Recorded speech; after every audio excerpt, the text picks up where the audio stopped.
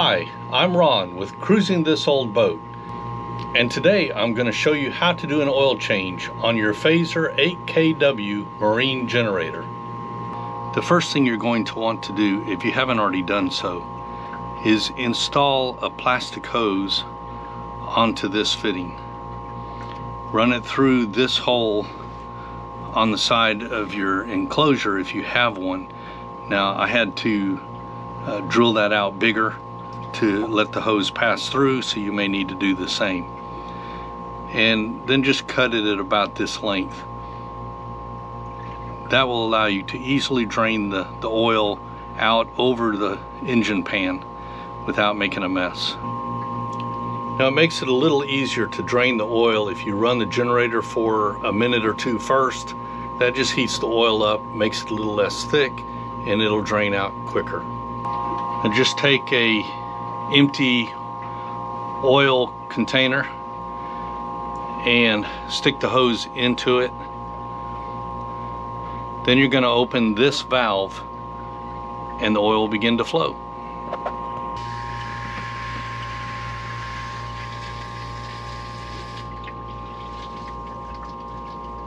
To open the valve, you need to lift up on this little lever and then pull it towards you.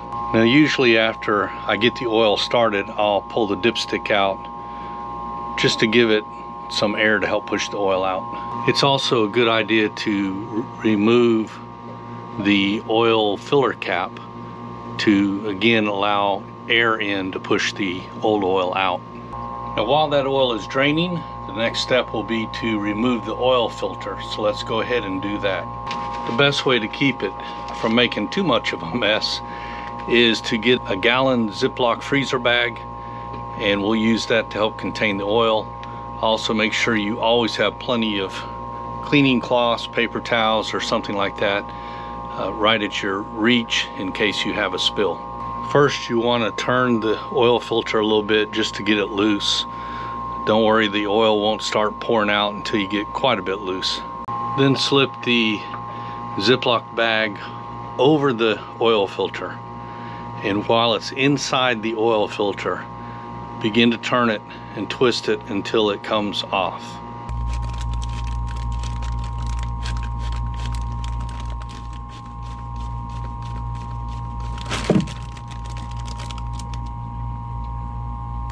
Now while that's draining, you want to prepare your new oil filter. It's a Kubota engine, so you could probably use oil filters from a variety of manufacturers available at almost any auto parts store. I use the Fram Titanium FS3593A. For oil in this engine, use straight 30 weight. I like the Shell Rotella diesel engine oil. Once the oil is pretty much quit dripping from where the oil filter attaches, go ahead and remove the old filter and the Ziploc bag. It helps to place a couple of paper towels underneath to catch any drips that might fall after you've removed the plastic bag.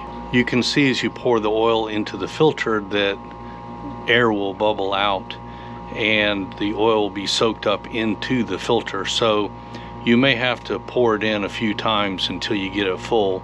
Once it stays full, then dip your finger in the oil and run a little oil around the gasket so that it won't tear when you try to tighten it down. Next, install the new filter onto the engine. Make sure that you only hand tighten this. Do not use a wrench to tighten the filter.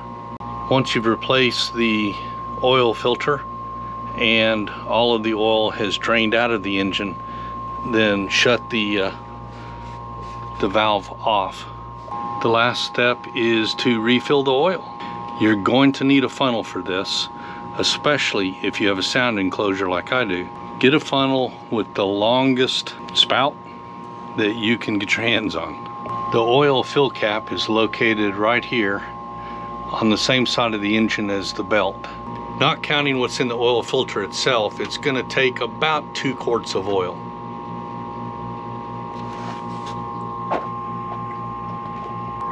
As you get close to 2 quarts, you're going to want to check the dipstick and you're shooting for about in the middle here between the two lines. And when I'm all done, I just leave this drain tube hanging here. I initially put some paper towel on the end just to catch any drops that are left in there, but they dry up within a day or two, and it'll be fine. And then it'll be there nice and handy when you go to do your next oil change. Then replace the oil fill cap.